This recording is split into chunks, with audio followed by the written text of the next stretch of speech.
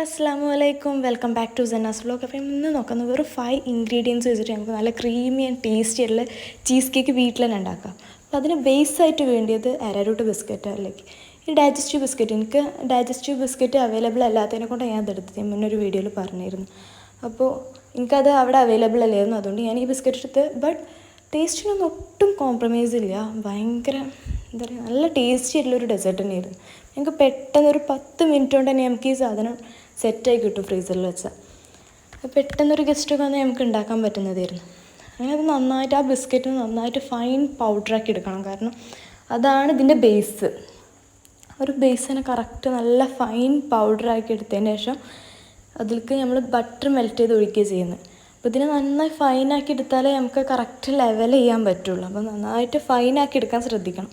നല്ല ഫൈൻ ആയതിൻ്റെ ശേഷം അതിലേക്ക് 100 ഗ്രാംസ് ഓഫ് ബട്ടറും ഡബിൾ ബോയിലിംഗ് മെത്തേഡിലൊന്ന് മെൽറ്റാക്കി എടുക്കുക. എന്നിട്ട് അത് അതിലേക്ക് ആഡ് ചെയ്യണം. ആ ഒരു ചെറിയൊരു ചൂട് കൊടുക്കാൻ തന്നെ ആഡ് ചെയ്തിട്ടുണ്ടെന്നുണ്ടെങ്കിൽ പെട്ടെന്ന് നമുക്ക് മിക്സ് ചെയ്തെടുക്കാൻ പറ്റും.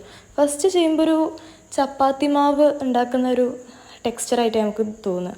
ബട്ട് പിന്നെയുണ്ട് ഈ ഒരു കൺസിസ്റ്റൻസി വരെ നല്ല സിമ്പിളാണ് സംഭവം. ഇതിങ്ങനെ നല്ല ഒരു ഫൈൻ പൗഡർ ഇതുകൊണ്ട് തന്നെ അത് നന്നായിട്ട് ഈ ഒരു ലെവലിൽ കിട്ടും നമുക്ക്. അപ്പോൾ ഇനി അടുത്തത് എന്നുള്ള ഒരു ട്രേയിൽ ഞാനിപ്പോൾ ഒരു പുഡിംഗ് ട്രേ എടുത്തില്ല. ഞാൻ ഇത് ഉണ്ടാക്കാൻ വെച്ചിരുന്നൊരു ട്രേ ഉണ്ടായിരുന്നു. ചീസ് കേക്ക് ഉണ്ടാക്കാൻ വെച്ചിരുന്ന ട്രേ പെട്ടെന്ന് കാണാനുണ്ടായിരുന്നില്ല. അപ്പോൾ ഞാനൊരു ഓടിപ്പോൾ ഒരു പുഡിംഗ് ട്രേ എടുത്തുവിടുന്നത്. അപ്പോൾ അതിലാണ് നമ്മൾ സെറ്റ് ചെയ്യുന്നത്. അപ്പോൾ ഇതിൻ്റെ അടുത്ത ടാസ്ക് എന്നുള്ളത് ഇത് ലെവൽ ചെയ്യുക. നന്നായിട്ട് ഒരു ട്രേൻ്റെ ഫുള്ള് നന്നായി ലെവൽ ചെയ്ത് കിട്ടണം. അല്ലാന്നുണ്ടെങ്കിൽ ഒരു പെർഫെക്ഷൻ ഉണ്ടാവില്ല. അല്ലാതെ ടേസ്റ്റ് ഒന്നും ഉണ്ടാവില്ല.